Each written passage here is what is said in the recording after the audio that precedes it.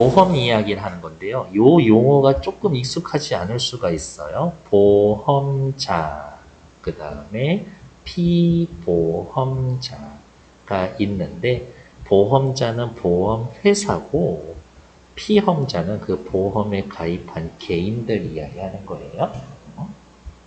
한두 단락 정도는 회사 개인으로 설명할게요. 손해보험은 보험자와 보험계약자, 회사와 보험계약자가 우연한 사고로 인해 목적물, 예를 들면 자동차 같은 것, 건물 같은 것에 발생할 피보험자, 개인의 재산상의 손해에 대해 회사가 보상할 걸 약정함으로써 효력이 발생하는 보험이다. 손해보험은 보험사고로 인한 손해를 보상하기 위한 것이지 이익을 얻는 수단이 아니다. 그래서 피보험자가 보상을 받을 때에는 실제 손해 이상 받을 수 없다는 이익금지의 원칙이 적용이 된다. 이거 읽으면서 보험 나올 때마다 있는 건데 와, 이 새끼들은 진짜 손해 안 보는구나 이 생각이 들더라고. 그런데 보험자가 보험 금액을 지급하였음에도 불구하고 피보험자, 개인이 별도의 권리를 갖게 되는 경우 피보험자가 이득을 취할 수도 있다. 예를 들면 뭐야? 자동차 보험을 들었는데 5천만 원짜리를 들었어. 자동차가 홀랑 타서 버렸네? 회사에서 5천만 원 받았지. 저 고철 갖다 팔면 돈 되거든. 그러면 나한테 이익금지의 원칙이 어긋나는 거지. 그래서 이를 방지하기 위해서 상법에서는 일정 요건이 갖춰지면 보험자가, 회사가 피보험자, 개인을 대리하여 권리를 취득할 수 있도록 하고 그것을 보험자 대위라고 합니다. 다 타서 이제는 더 이상 쓰지 못하지만 고철로서 가치가 있는 저 자동차의 권리가 얘가 나한테 5천만 원 주는 순간 그 권리가 얘한테 넘어가. 두 번째 단락. 보험자 대위는 법적으로 당사자 간의 의사가 합치되어야 성립하는 양도 행위가 아니고 회사가 나한테 저거 내가 갖다 팔아서 고철값 할 거니까 차 주세요. 자, 여기 사인하세요가 아니라 얘가 나한테 내 통장에 5천만 원 꽂아주는 순간 이 차는 이제 얘 거야. 대위적 요건이 충족이 되면 피보험자, 개인의 의사와 상관없이 자동적으로 성립이 되는 것이다. 보험자 대위가 성립을 하면 피보험자, 개인이 가진 권리에 이제 미치는 거지. 권리의 일부 또는 전부가 보험자에게 이전이 된다. 그러면 언제 일부가 넘어가고 언제 전부가 넘어가는지 이제 그거에 좀 신경 써야지. 보험자 대위가 성립하는 요건에 대해서는 상법 681, 682조에 규정되어 있는데 잔존물 대위와 청구권 대위로 나눠볼 수가 있다. 우리는 저 두 개의 차이점 이제 찾으러 가야 되겠지. 잔존물 대위는 세 번째 단락에서 이야기하고 있고 또 쭉쭉쭉 내려가 봤더니 네 번째 단락에서는 청구권 대위가 있네. 그러네. 한 단락씩 깔끔하게 먹으면서 설명해주고 있구나. 이제 또 다시 위로 올라와서 잔존물 대위에서는 681조 보험의 목적 뭐였어? 차라든지 건물의 전부가 멸실된 경우 보험 금액의 전부를 지급한 보험자는 그 목적에 대한 피보험자의 권리, 내 권리가, 이 고철에 대한 권리가 얘한테 넘어간다고. 언제? 저 차 멸실됐어. 탔어. 나한테 5천만 원 꽂아줬어. 그러면 이제 그 자동으로 얘 거야. 목적물의 전부가 멸실되었다라는 것은 계약 체결 당시 목적물이 지닌 형태, 자동차의 형태나 기능 더 이상 굴러갈 수 없어서 회복이 불가능하면 보험금을 전액 지급했다라는 것은 계약한 금액을 전부 지급했다라는 겁니다. 예를 들면 이거 3천만 원짜리 차인데 2천만 원으로 계약을 했어. 보험 계약을. 그러면 얼마? 2천만 원만 주면 되는 거지. 계약한 금액을 전부 지급했다라는 거다.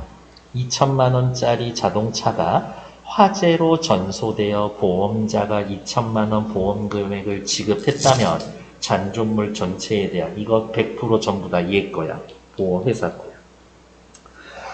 계약 시 보험 가액의 일부만 보험에 그친 경우 예를 들어 보험자는 보험 가액에 대한 보험에 붙인 비율 부보 비율만큼 보험에 부과한 비율만큼 권리를 얻게 된다. 만약 보험가액 2천만 원짜리 차인데 1천만 원만 보험을 붙였어. 그랬는데 홀랑 탔지? 얘가 나한테 1천만 원 꽂아줬죠? 계약한 거 전부 다? 그럼 이 자동차 누구 거야? 절반만 얘 거고 절반은 내 거야. 왜? 어차피 2천만 원짜리인데 네가 준 건 1천만 원밖에 없으니까 저거 고철 팔아도 반은 내 거야. 그래서 회사는 잔존물의 2분의 1의 권리를 갖게 된다.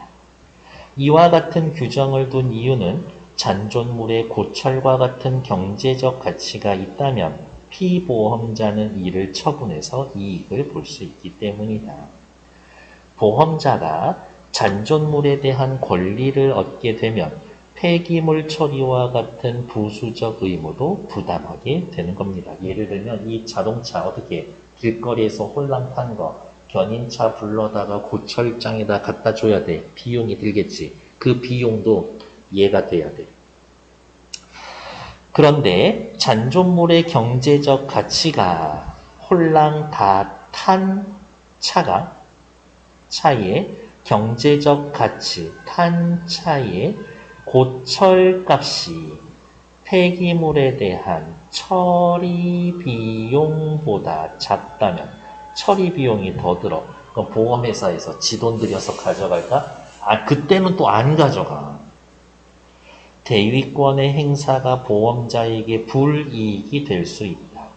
이런 경우를 대비하여 보험자는 약관에 보험자가 잔존물 취득할 의사를 표시하는 경우 잔존물은 보험자의 소유가 된다.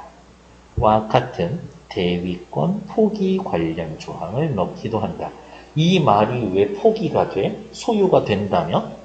여기지. 취득할 의사를 표시하는 경우. 내가 얘기해. 야, 너 나한테 2천만 원 다 꽂아줬으니까 저 자동차 니네한테 가져가, 내 권리 가져간 걸로 알고 있는데 저거 왜 안 치우냐? 아니요, 저희 우리 안 가져갈 건데요? 이렇게 하면은 이거 내가 치워야 돼. 취득할 의사를 표시하는 경우 저거 가져갑니다. 가져갈 거야 라고 얘기하지 않으면 안 가져가도 된다고. 그러니까 그게 대위권 포기가 되는 거지. 뒤로 오셔서 27번 몇 번이에요? 27번의 답은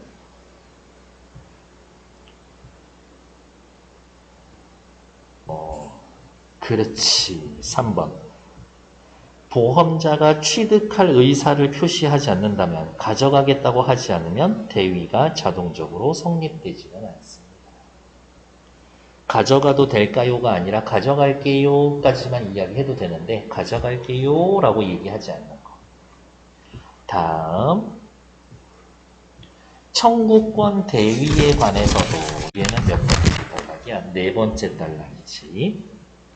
여기는 이제 조금 복잡할 거예요. 상법 682조의 손해가 제3자의 행위로 인해 발생한 경우 보험금을 지급한 보험자는 그 지급한 금액의 한도에서 제3자에 대한 보험 계약자 또는 피보험자의 권리를 취득한다라고 규정하고 있습니다. 어떤 상황이냐면 내가 있는데 내 차가 있어. 5천만 원짜리 차야. 제가 여기에다가 불을 질렀어. 실수든 뭐든 고의로 했던 차를 못 쓰게 됐지. 5천만 원짜리에 5천만 원 걸어놨거든. 그러면 얘는 나한테 5천만 원 줘. 그리고 얘 가만히 있어? 아니지. 얘가 얘한테 소송 거는 거지. 너 때문에 우리 회사 5천만 원 갔으니까 네가 5천만 원 물어내라. 라고. 얘가 없었다면 나는 쟤한테 고소했었을 거야. 고소할 수 있는 권리, 손해배상을 청구할 수 있는 권리를 얘한테 돈을 받았기 때문에 그 권리를 얘한테 주는 거야. 나는 뭐 귀찮은 일 없이 잘 됐지 뭐. 제3자로 인해 보험사고가 발생한 경우 피보험자는 제3자의 손해배상 청구권을 행사할 수 있을 뿐만이 아니라 보험계약을 근거로 보험금액을 청구할 수도 있습니다. 내 차가 탔어. 내가 할 수 있는 일은 두 가지야. 첫 번째, 얘네들한테 야 5천 내놔라고 하던가 저 사람한테 손해배상 소송 걸어서 5천 내놔라고 할 수 있는 거지. 제3자에 대한 손해배상 청구권과 보험금액 청구권은 별개의 것이므로 만약에 두 가지 청구권을 모두 행사할 경우 나는 완전 야호지. 왜? 얘한테 보험회사에서 5천 받고 쟤한테 소송해서 이겨서 5천 받고 5천만 원 이득인 거지. 됐어요. 두 가지 청구권을 모두 행동하면 나는 완전 야호지.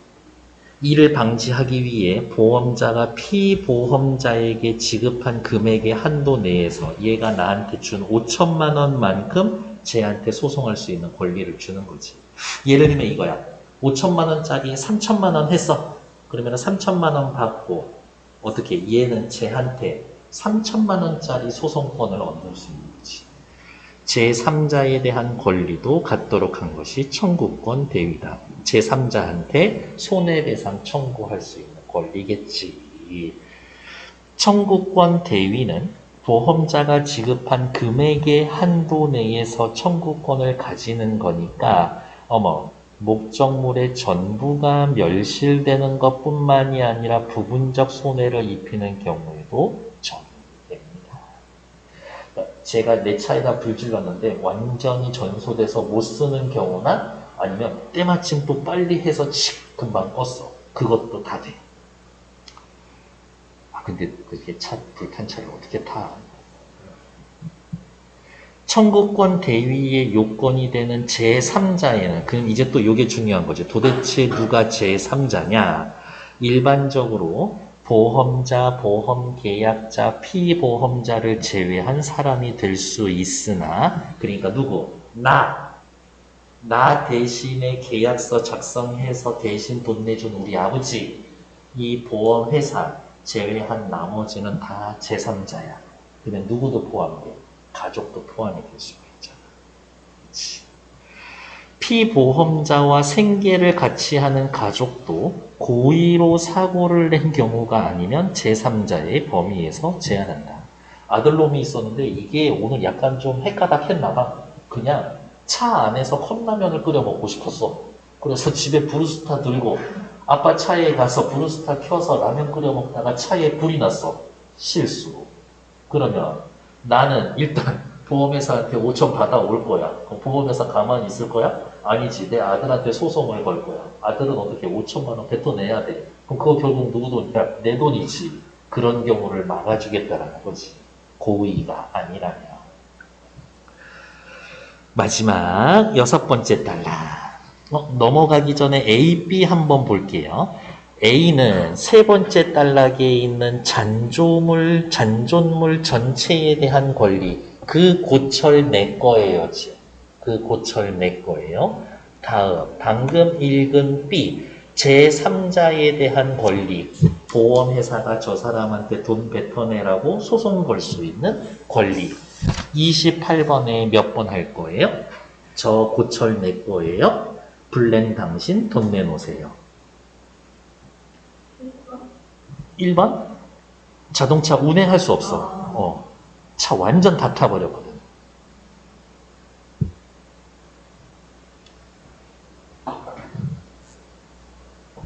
저 고철값 내 거. 그 다음 우리 고객님 차에 불 내신 저 사람 당신한테 손해배상 청구권. 그래서 2번이 제일 좋지. 마지막으로 이제 읽으러 갈게요. 여기가 제일 복잡한 부분이지. 어디야? 227조. 보험자가 청구권 대위를 통해서 제3자에 대한 손해배상 청구권은 얻었지만, 이게 진짜 복잡해지기 시작합니다. 제3자가 손해를 완전할 배상할 능력이 없어. 이 고객님 차 1억짜리인데 제가 불을 내서 그러면 어떻게 쟤한테 1억 받아와야 된다고. 근데 제 모든 재산을 다 털어도 1억이 안 돼.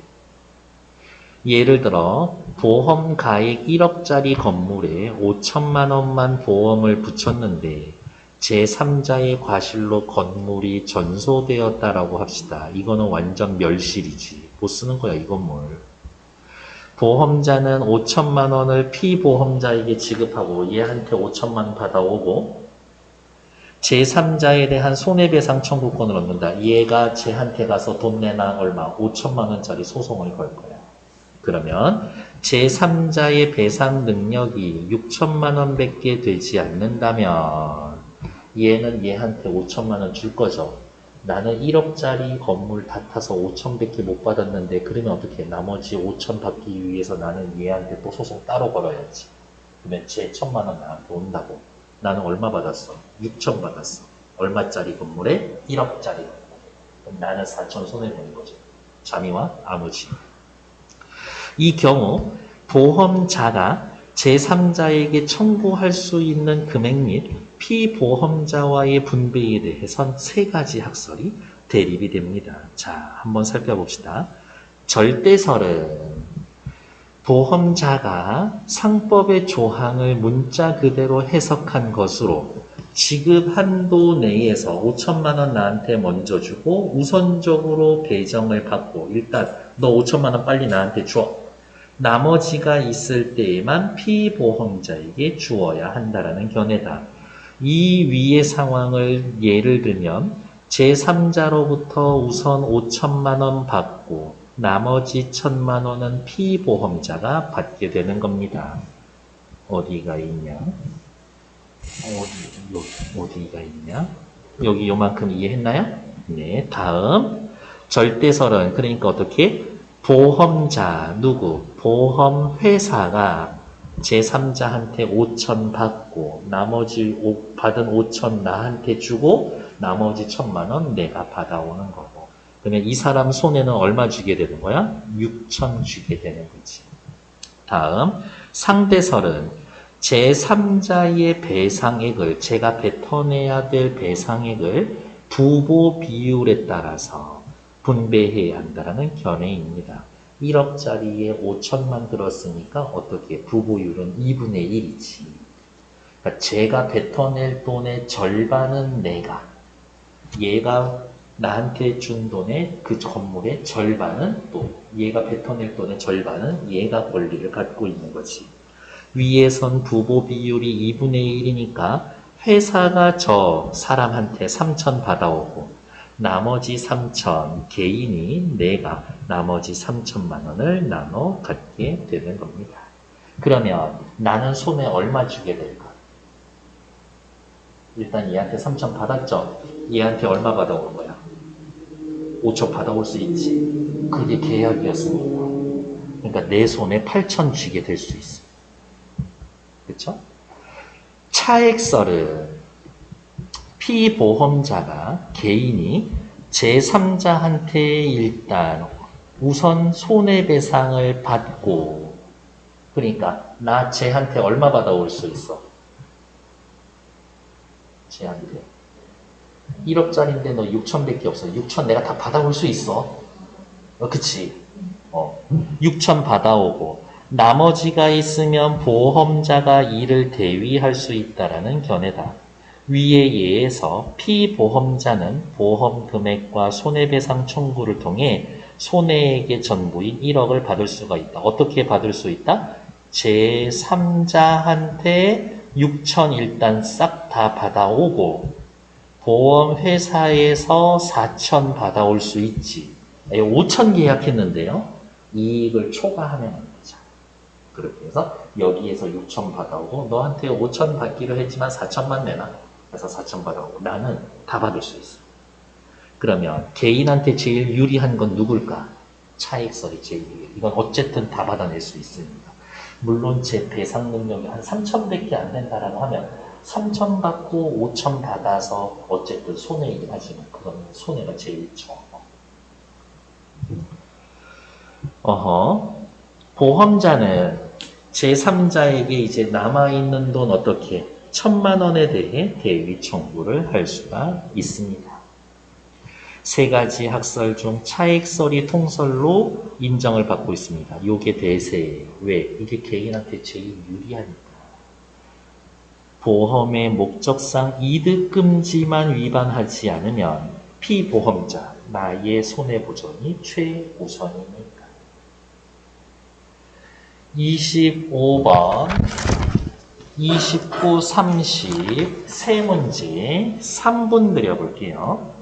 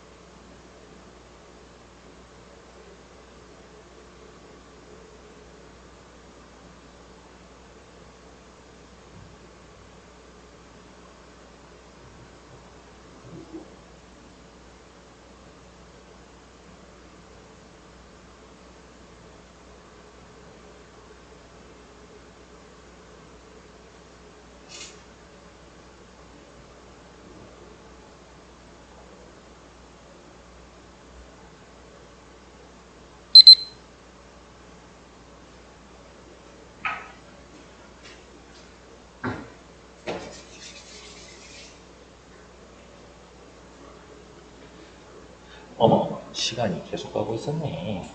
5번, 보험자 대위는 보험으로 이득을 막기 위해서 괜찮죠? 잔존물 대위로 권리를 이전받은 경우 저 고철 내 하지만 고철 처리 비용이 더 들면 보험자에게 회사한테 불리할 수도 있다. 그렇죠? 청구권 대위는 권리를 저에게 주세요. 잔존물 대위와 달리 잔존물 대위는 언제 멸실했을 때, 하지만 청구권 대위는 바로 옆에 있네요.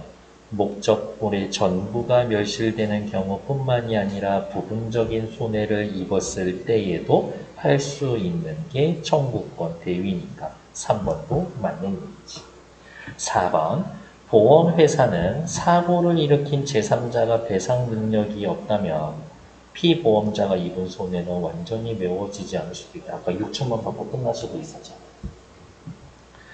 제3자의 과실로 보험사고가 일어난 경우 피보험자가 청구권 행사로 받을 수 있는 금액은 보험자와 계약한 금액을 넘을 수 없다? 아니요, 넘을 수 있지. 그러니까 5번 틀린 얘기죠. 26번의 답은 어떻게? 아들놈 보험회사에서 받았는데 아들놈 때문에 돈 다 뱉어내야 되면 실제로 나는 손해만 보는 경우니까 정답은 5번. 생계를 같이 하는 가족을 제3자로 인정하면 회사가 대위를 통해 그 개인의 가족에게 손해배상을 청구할 수 있게 되니까 개인이 손해를 보상받지 못할 수도 있다. 아들놈만 죽어나는 거지. 다음 27번 확인했고 28번도 아까 했고요. 29, 30번 이제 두 문제만 보러 가면 되지.